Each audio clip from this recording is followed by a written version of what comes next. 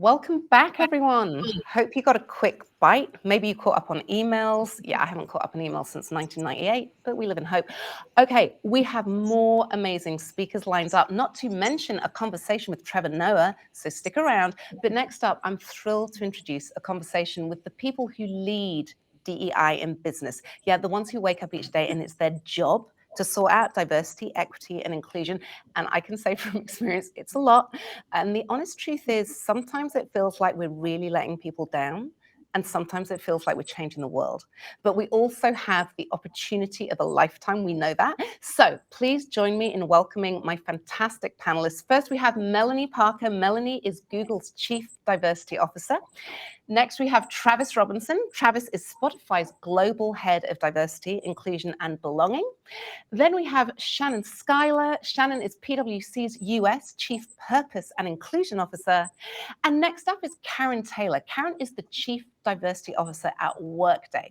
They all have great experience in this space. So let me kick it off with questions, but you too can ask questions. Just go to the submit question box, top left of your screen, and we'll get to as many as we can. So I want to start with this. You all are responsible, well, we all are responsible for diversity, equity, and inclusion. I want you to be honest here, really, really honest.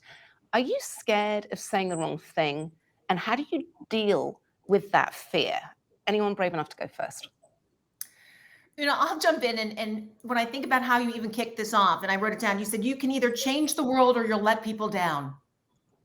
I mean, that is our day, right? And our day is our words matter. The tone matters. Getting it right and realizing that everyone is going to receive it differently. People have different perspectives. You say one thing and it resonates with somebody, and for another person, it offends them.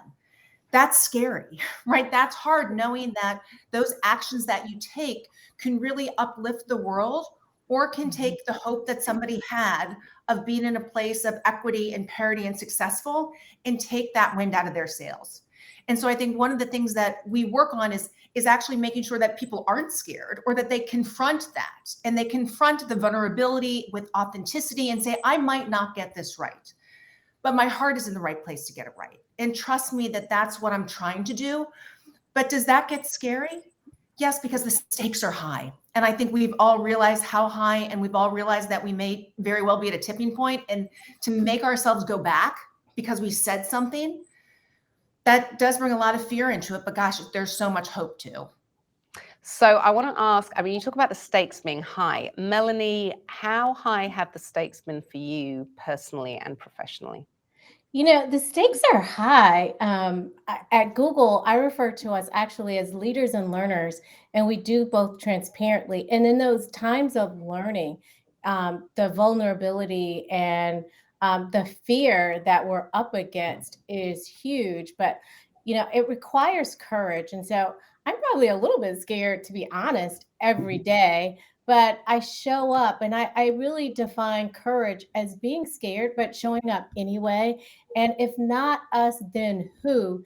And I really see myself as the chief steward, not just chief diversity officer. And I recognize the humanity that I'm required to bring, and the people that I stand for, and the voices that I represent. And I'm not always channeling my voice, but I'm channeling the voices of those that I represent. And that is a huge responsibility. And we have to do it anyway. And thank you, Shannon, for being brave enough to go first. Carin, Travis, any thoughts? Yeah, I mean, I'd add a couple of things. I mean, I don't know if I'm afraid, but I would definitely say that I'm hesitant, sometimes. And I'm hesitant because not one of us has all of the exact words at the right time, articulated beautifully 100% of the time. And so there is that fear. And there are so many conversations today that we're touching on that are very sensitive. And we always don't have the right words.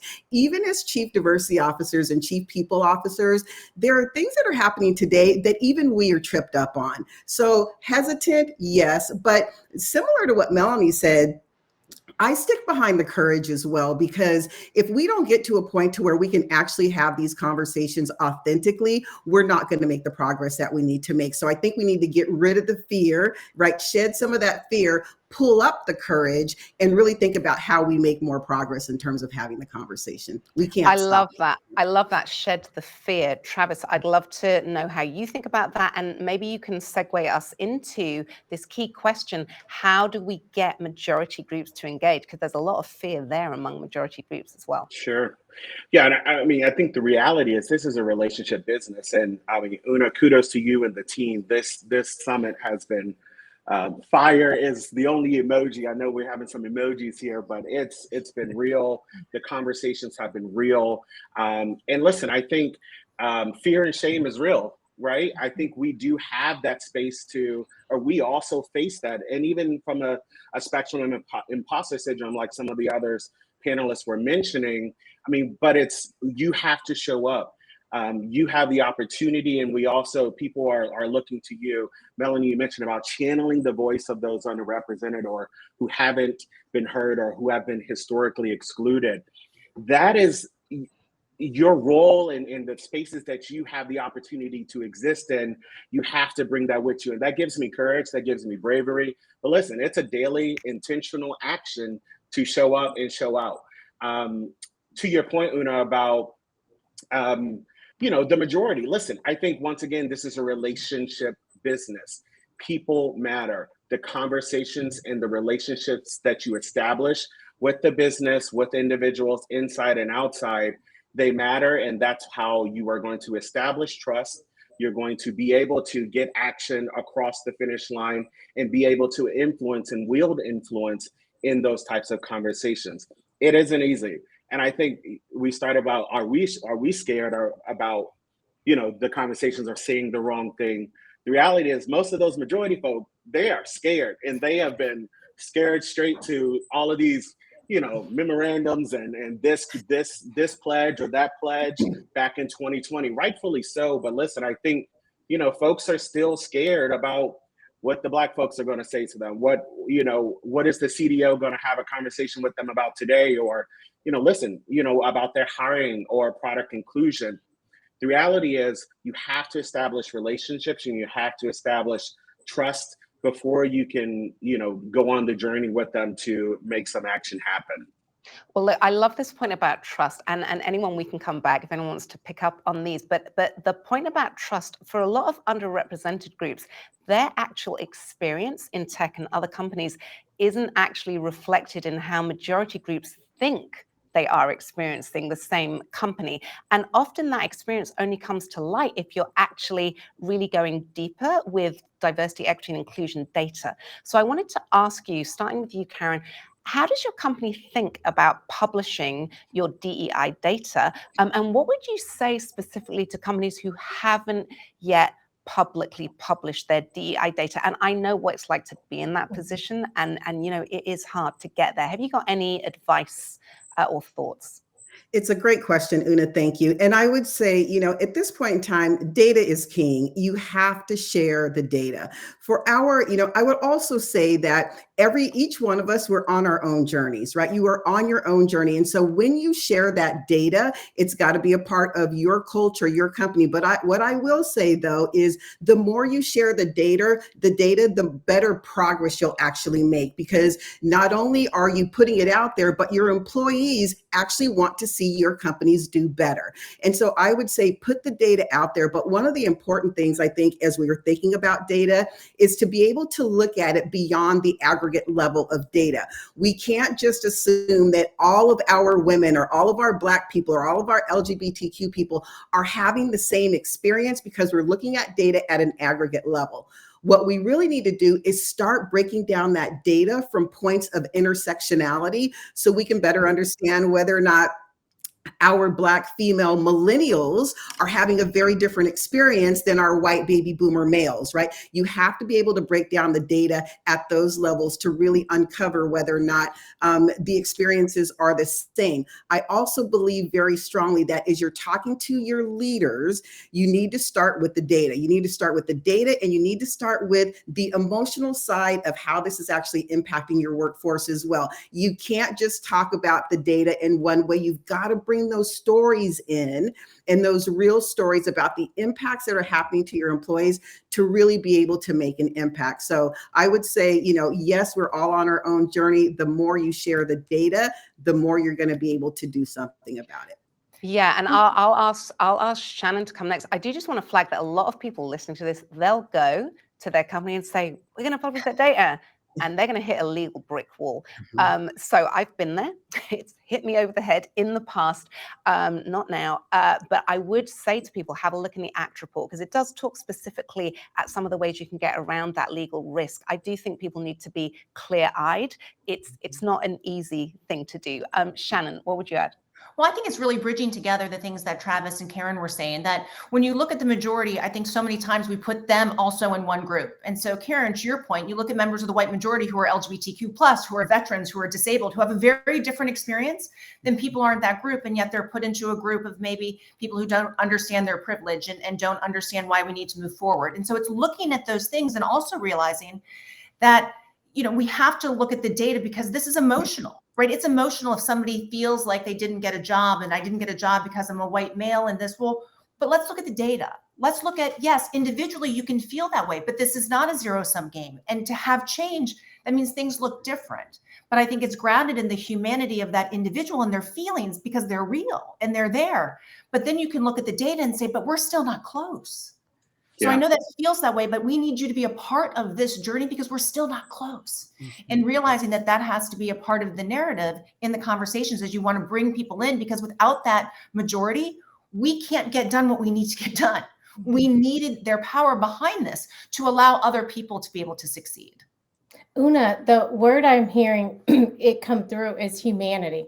And I think it's important for how we get majority groups to engage. We have to bring the humanity and get behind the numbers, because behind the numbers, behind the data are real people. And so Carin talked about it, bringing these stories to life. At Google, as you know, we've published a diversity annual report since 2014. This year, our diversity annual report is really a digital magazine, and there are videos of real people who are doing the real work, because people want to know what's happening, behind the magic curtain. Who are these folks, and what are their passions? What are they bringing, and who are they representing? Why are they representing? And I think that's incredibly important. And I think allyship goes along with humanity. And one of the things we've seen in this global racial equity movement, not moment, is allies being active. And we've heard this word active a lot, because people are leaning in saying, what can I do?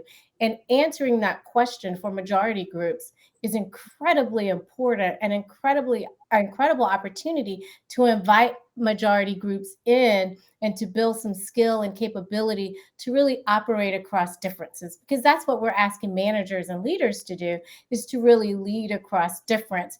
And that really leads to why this data is important, and the humanity. And if you're going back and your company doesn't do this yet, it's the humanity, and it's showing people the faces behind the data. And I think that's incredibly compelling. And Melonie. Oh, go ahead, Travis, and I'll go after you. I would just, that human connection, I think that is, beyond, to your point, beyond the data, that is what's going to trigger people, right? Like, that is what's going to connect people to understanding a number, to a background or experience, to somebody, their coworker. That community building aspect is truly what's going to, trampoline us forward. I think without that, and real talk, the reality is people have been producing diversity reports for a while now. EEO, company, teams and doing AA reports and things like that. But it wasn't until that storytelling piece, right? That human connection and that community building that is what it takes to bring people together, to better understand their coworkers, the folks that they're working on this code or this content or this product. That is going to be the opportunity for us to move things forward. So that human connection is so powerful and so important, and you have to deliver that in the storytelling. Netflix did a phenomenal job. Kudos to Renee and her team. Yes. Their last diversity report was fire. But it was like you were watching a film, right? You were you were embedded into the experience. And that is what connects people, no matter who they are, no matter where they're located at. You know, the one thing that I wanted to just add really briefly, and it was on this human connection piece as well, and that is the business case for diversity is changing. The business case for diversity, we're always talking about the bottom line. The business case for diversity is actually humanity. And that's how we need to start to think about this differently. It impacts all of us and how we interact as humans. And that's what we need to put at the forefront. And so as much as we're, still talking about the business case, and it is important, but this element of humanity has got to start taking center stage of the conversation so that we can make even more progress. And the only thing that I would voice, and I, don't want to sound skeptical, but what I've realized, and I would love for people to focus around the humanity, and I really want people to lead with the heart, and we really focus on the storytelling. But I have to say, I've realized that there are some people who are not going to get there. Now they'll get there because they look at the numbers and they're like, this is crazy. And I'm like, yeah, that's what I've been trying to tell you. But I can't get them because the story got them. I got them because they're numbers driven and they just know it's wrong. Or frankly, I've got it because we have clients or others who don't want to work with them because their teams aren't diverse, and it hit them in the pocketbook. And what I've realized is I want to get people there because of the humanity. I want to get people there for the story. I want to get people because you look and you see what's happening. How can you not have the heart to make a change? But what I've realized is there's people, that aren't going to get there that way. And we have to figure out other strategies and say, you know what, I can't drag you that way, but I can drag you through the numbers and I can drag you through your pocketbook. And if that gets you to the place that I need you, maybe then you'll have the heart to change. But I've realized that just trying to get people down that one path, there's a bunch of people who aren't willing to go there. I think you're right, Shannon. I think you're absolutely right. But I think what it points to, there's no single point solution. It's multifaceted, because you can't just present data without humanity, because people need to understand that real lives are impacted behind these numbers. And these aren't just numbers. These are people that are in your workforce. I think the same is true about storytelling. You actually have to prove it and back it up by data. And then there's like really multifaceted solutions. Because think about it. If it were fairy dust and magic wands, we would have waved it and sprinkled it already. Like, here we are having this conversation and the act report about what to do. I think, it's really interesting because the working group that wrote the ACT report, we met every other week for a year, and we had a huge number of conversations about whether we base this on the business case or not. Now, believe me, I've always gone for the business case because I do, I agree with you, Shannon. Some people, that's the only way they're going to get it. The conclusion we came to, and you can see this in the introduction, you only got to read the first 2 pages of the 160-page report to get this. We came to the conclusion that the business case, we take it as a given.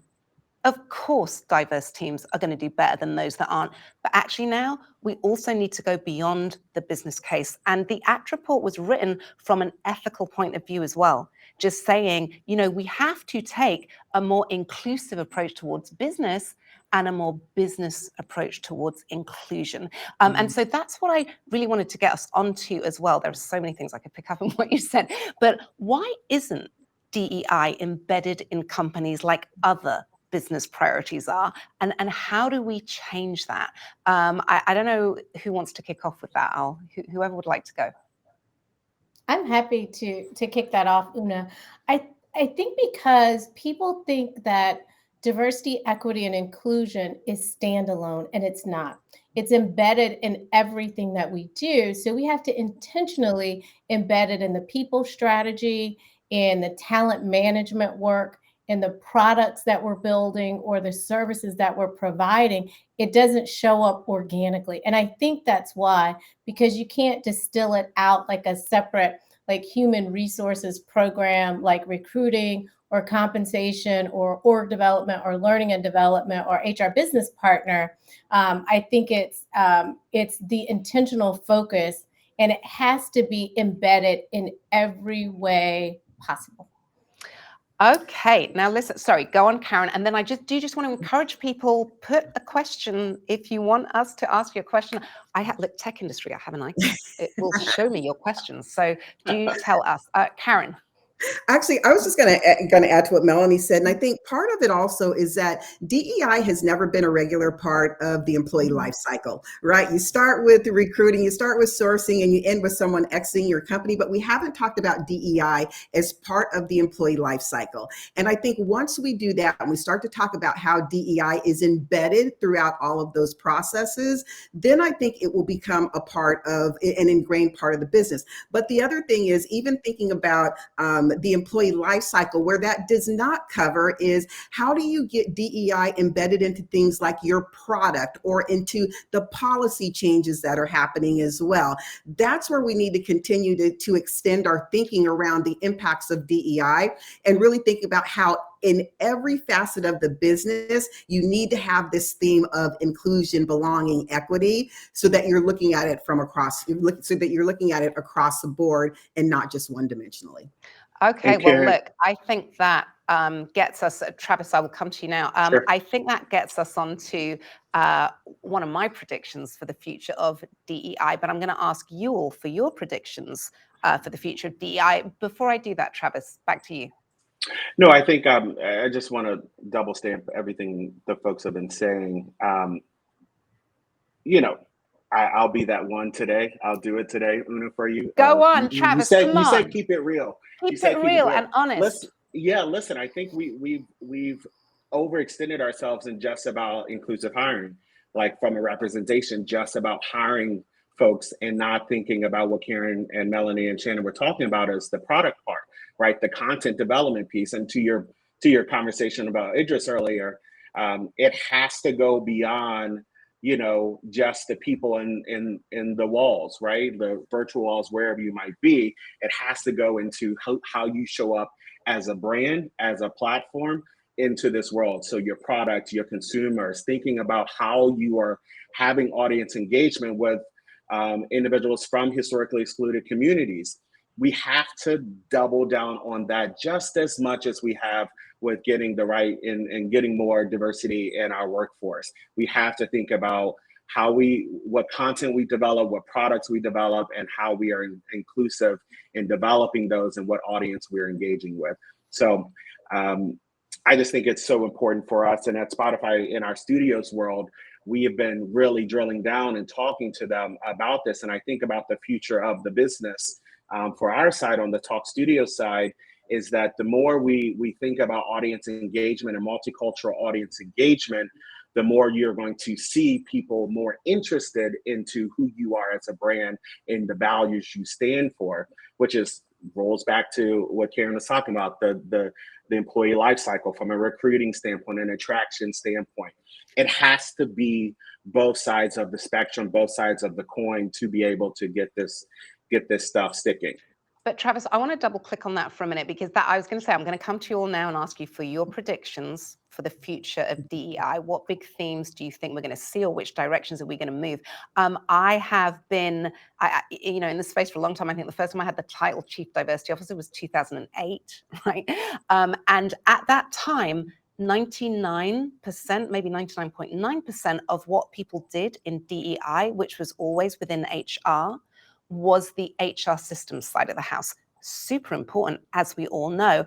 My prediction is, for those companies creating products that are not already giving as much thought to the product as they are to their HR systems. And here's the thing, you've got to be able to walk and chew gum at the same time. I know a lot of people will go, well, we didn't sort out the HR system, so how are we going to sort out product? But you're going to need to get those product inclusion principles going. If you work for a company and you've got no clue where to start, look at the actreport.com. It's got a whole section on it and a beginner. It shows you where to start. Right? And I think that's really important. Anyway, so I'm going to come to you all now. Carin, I'm going to start with you. I'm asking you, what's your prediction for the future of DEI? Awesome. Great. Thanks, Oona. I have two predictions. One is around collaboration. I think there will be more collaborating across our companies, across industries, across how we're thinking about technology, how we're thinking about our products. I think companies are going to start to come together to try to solve for some of this stuff. Through technology, I think we're going to start to see mitigation of things like bias actually embedded into our product from the beginning, not as an afterthought. That's one. one. The second thing is standardization. I think we're going to start to see a lot more standardization across DEI, very similar to the ACT report, whether or not it's some type of equity, how we measure equity across all companies, all industries. I think we're going to start to see a lot more standardization across this industry as well. Carin, you have very helpfully answered one of the first questions that came in for our Q&A portion that we're about to move to now. Before that, Shannon, you have experience of us collaborating together or companies collaborating together. What are your predictions and any thoughts around that? I mean, I will double down on everything that Carin said and add to that. I really do think that this whole conversation around ESG is going to bring D&I Can you to explain what that fundamentally is to people, Shannon, who don't know what ESG? Bringing together the whole notion around environmental, social, and governance. A key part of that obviously is D&I. But if we bring those together, that's what investors are talking about. That's what the board is talking about. That's risk. Right now, D&I is a part of risk, not a separate standalone. It's a part of what investors are saying, this is what a company is worth. It's how people are evaluated and looking at standardization of reporting and those types of things. And I think being a part of that is a fundamental different place to be. And suddenly we are in the balance sheet. Suddenly people are looking at what they call non-financial data as financial data. I was listening over the last couple of days what was happening at the COP26, and equity keeps coming up because it's a theme of saying, let's look at what communities are hardest hit. Let's look at what happens to communities that can't be resilient because they haven't been funded and they don't have the education system, they don't have healthcare. Those are typically underrepresented communities. That's DE&I. So I truly believe that that theme is going to continue to uplift this and bring it to a very different place than something that was just looked at as a part of human capital. Now, Melonie, we haven't had your prediction yet. We have had an overwhelming number of questions come in. So I'm sorry, I'm not going to get to all of them. I'm going to ask one of them now. And Melonie, when you see if you can answer, you might weave in if you have a prediction as well. I love this question. It says, how do you navigate the balance between educating those at the beginning of their DEI journey and managing the expectations of those who want more from the leadership of their company? So how do you manage, helping people who are just starting out on the DEI journey and those who've been fighting this fight for decades and are seriously impatient, understandably, for change? Melonie, any thoughts and any predictions? You can choose any. So I do think that for those that are just starting out, there's excitement, there's hope, and we don't want to tamper. We want to make sure that we're building the skills. I think for those that have been in the journey, I think we have to allow them to expand capability in a different way so that they don't lose heart and they're not faint of heart. Because one of the things about this particular profession is that it is all on the up. And so in some professions, you have an upside, you level off, it goes back down, and you start that cycle over again. In this line of work, it's all up, and you don't get to that level off part. Or, I think that the North Star is very far, and we have near star moments. So people need a relief valve to go back, to heal, to reinvigorate. Personally, I took 7 weeks off this summer because 2020 and 2021 was like one long year, and I was personally, emotionally and mentally depleted and drained. And I'm fortunate that Google allowed me to take a step back, and a person on my team took the helm so I could take a step backward and come back in, reinvigorated. So I think we have to be honest more about what's needed to be able to do that, because it is fatigue. Melonie, I am so grateful to you for your honesty there. I mean, really, I truly am. I think it's so important for people to hear. And also, people may not know the amount of pressure I know that you personally at Google, have been under, and a lot of that. I want to ask others if they have some thoughts on that, but I did just want to say, Melonie, I think what you said about we want people to take heart, but not be faint of heart. Yes. That is brilliantly said. You don't know this, Melonie, even though we did want to share an office. I have got a tattoo on my back with a heart on it that says "Take Heart." There you go. I am really not surprised. So no one. So I can't believe we're just finding this out. this now. That's Yes. gotta remember.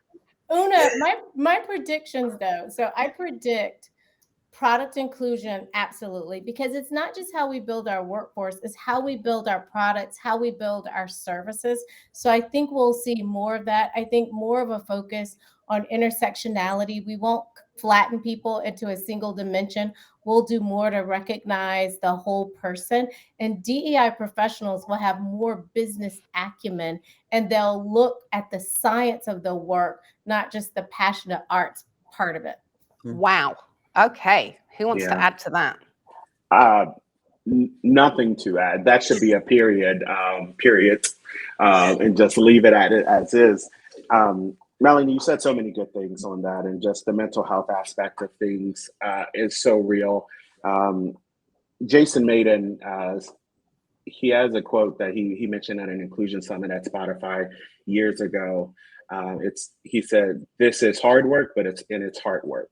But it's hard work. And that is one thing that stuck hold to me, because I do think, listen, not all, and I saw an article on LinkedIn this week about not all Black and brown or people from underrepresented community should be in DEI. This is a profession and the work is tiresome. And the reality is, yes, we too have that emotional tax, and it's important to have a sense of community with individuals and folks in this profession, because we need each other. And that's also, and to the ACT report and for team, I do believe that it also provides those who are just starting an opportunity to just not feel like you're alone in this work, right? And I remember building at prior companies, building first to build DEI functions, and gosh, you feel like you're standing alone, and you're the one that has to be everything to everyone. And so I do believe the ACT report and this coalition of individuals with team as this body will help others to feel that they have somewhere to go. So I just think that's important to just acknowledge. Travis, on that point, thank you so much for mentioning team. Let me just remind people what team stands for. It stands for Tech Equity Accountability Mechanism. It's the cross-industry entity that we are incubating as a recommendation of the ACT report. It's being incubated by Aspen Digital. And the aim for that is literally to bring accountability to what we've said and what companies, thank goodness, over 30 companies, significant tech companies have signed up to, and others. By the way, when we say tech, we mean any company with a significant tech workforce, which is companies well beyond the tech sector. I have to just double down for a second on intersectionality. Okay, Carin mentioned it first. Melonie, everyone has now mentioned it. Let me explain why it is so important. If you just look, for example, at the data, we've been talking about empathy and data, right? The data, for example, shows that the Asian community is, quote unquote, overrepresented in the tech side of the workforce relative to their population, right? However, if you look at the data intersectionally, it shows that in the tech industry, the single group least likely to get a promotion to executive level is Asian women. So please, I know everyone will go and they say to me, Oona, why do you want this intersectional data? Oona, that makes it really difficult. Oona, there's risk. Okay, I'm just saying there's a lot of risk when you are at the intersection of different identities and no one has the data to demonstrate what you're actually facing. So if anybody else wants to mention something on that, and then I better ask another couple of questions, then we've got to wrap it up. But I'm loving this. Any other comments? The one thing that I will say about that, because it actually is one of the drivers behind Workday's Vibe Index, which is a way for companies to measure parity across the employee life cycle. One of the reasons that we actually rolled out the Vibe Index was specifically so that we could so that we and other companies could start to look at points of intersectionality in the experience that folks within our workplaces were actually having. So I just wanted to double down on that point. and say that there is a tool out there, but we really need to make sure that we're not just looking at it at that aggregate level, because the story is very different when you do break it down to 2 points of intersectionality, but break it down to 3 or 4, and it tells even a completely different story. So super important point. And talking of the story, I mean, the other thing I should add, for example, Asian men, they may be in a majority in certain parts of the tech workforce. They are still subject, along with the whole Asian community, to unbelievable marginalization, stereotypes, not getting the promos, not seen as leadership. What is leadership? You know, executive presence, all of that outrageous stuff. And it's really important to remember that when you're lumping people in like a majority group. Okay, Well, I've got a last question, and then real quick on that, because I think it's really important. Even when you look at the Asian population, we can't keep saying that. I mean, the Asian population is such a vast difference. And I think, again, exactly. we say they're overrepresented, underrepresented. We have to take that apart and really have an appreciation of what's happening within that group. And I really hope that more companies will dig in and say, how do we report on that? Because I do have such a fear that Asians get put into this bucket of having such high representation. And I'm like, peel it apart. It's not all Asians. So let's completely. completely. And also it's the same for Hispanic, exactly the same thing. And it also depends on region. I mean, in the UK, for example, whether you have the Asian community together or apart, they are one of the most underrepresented, right, in the UK. Okay, so it depends on region, it depends on country. And last thing on this, I had to sit with my team trying to figure out how we actually report on that. Why are we all individually trying to figure that out? Why don't we just have an expert group that says, hey, do this. We've checked it. This will work, because it's wasting our time. So I would like us all to come together on this. It's about professionalizing our industry and being able to move more quickly. I'm going to ask this. Well, I'm going to ask Oona, this last question. I will just say shout out to Coqual, which is a DEI think tank. For those of you that are not familiar, next year they're actually doing a research study on Asians in the workplace. So they'll look at Asian aggregated by subgroup. They'll look at the myth of the model minority. If you look up Dr. Josephine Kim from Harvard University, she has an incredible body of research here. So we will start to see, research come out with recommendations that all of our companies can participate in. Love, love, love Coqual. Couldn't agree more. Okay, so this is my question, and I think it's a great one. It's about focus. Given the breadth, and thank you to our audience for this, given the breadth of how much there is to do here, and knowing you can't focus on it all, how do you figure out where to start and where to get your CEOs and leaders to start, especially for companies at the beginning of their journey? So where do you start? Anyone want to start on that? I can start here. I would say follow the data. So this is actually where the data becomes critically important, and not just hiring data. As Travis pointed out, we look at representation, which is hiring minus attrition, and what's between when people join your company and people leave your company. Carin talked about the employee life cycle, and when you follow how people onboard, how people experience performance management. What does equity look like there? What does it look like from a promotion? Who's sitting in your talent development programs? Who's going to training? Who's getting the extra, competitive assignments, those types of things. That will tell you what your gaps are. And then you need to prioritize the gaps. Then you need to align that with your business strategy. And, what does it look like over the next 3 to 5 years? And what would you prioritize now based on the gap and at the intersection of your business strategy? And then you go sit down with your senior leadership team, let them see your findings, give them some context, show them how you would prioritize based on that gap. And then, give them room. Do they agree or disagree? And then do a meeting of the minds. Wow. Anyone else want to add to that? No, I'm gonna give Melonie another mic drop. That was perfect, because you gave everyone, like, you walked it through. The 5-point sermon. Yeah, that was awesome. The one thing that I would add is make sure that you're not forgetting what may be missing from your culture. A lot of times we kind of take that step back, and I would like plus on the data piece for sure. And then also try to connect that to your culture, your values, your purpose as a company, and figure out what maybe isn't working there. And that might give you some insights into some areas to start off pretty immediately. Okay, we have a few minutes left. So who would like to add to that? I would just add to what Melonie said, that I think it's easy to forget some of the nuances. And even though it's early on, if you're starting out to think about intersectionality, I think we certainly and others take the step to say, hey, women are doing better. But are really all women doing better? Like, or is it just white women that are doing better? Or what does that look like? And I think it's really important that we get at, because I think those first passes with your senior leaders, it's got to be relatively granular, because you need to start to make movement. And you can't say, these are all the things that are wrong, like at every single level. I mean, you could know that, but then where are you actually going to start? Where are you going to start, and where are you really making sure that the generalizations that have maybe gotten you to where you are, that you get rid of, and you really start looking at some of those things that are harder to talk about, and really get to that next level to give a good guide of what would be the most meaningful change to address first.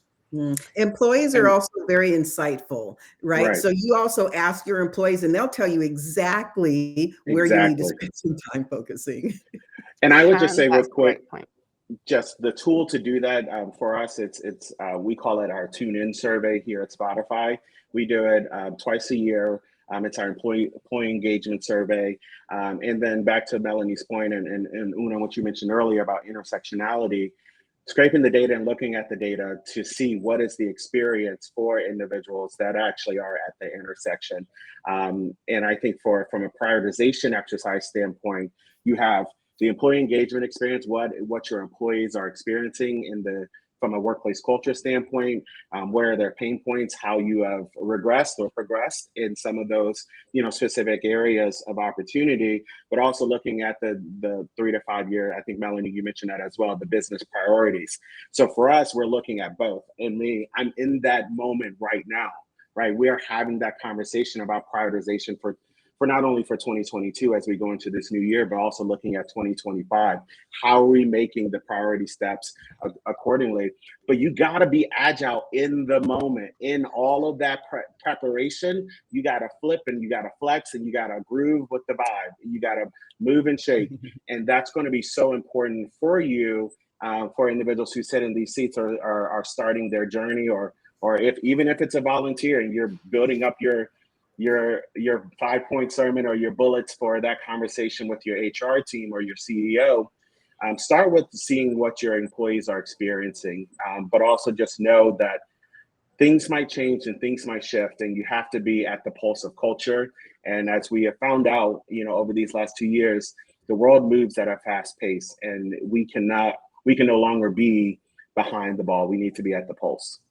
The pulse of culture. Well, I apologize to everyone else. Travis stole the last word there. Okay. We're at the pulse of culture, but everyone, you have given us so much knowledge. So I want to thank our Chief Diversity Officers for sharing their hard-earned knowledge, because it really is hard-earned. And so look forward to working with all of you on this journey. Okay, next up, we have another lightning talk for you featuring Sarah Eagle-Hart, an Emmy award-winning storyteller focused on education and advocacy on behalf of Indigenous peoples. And following Sarah, a real treat as well, we've got Snap's Chief Business Officer, Jeremy Gorman, is sitting down with the legend that is late night talk show host and comedian, the one and only Trevor Noah. So do stick with us. But right now, over to Sarah.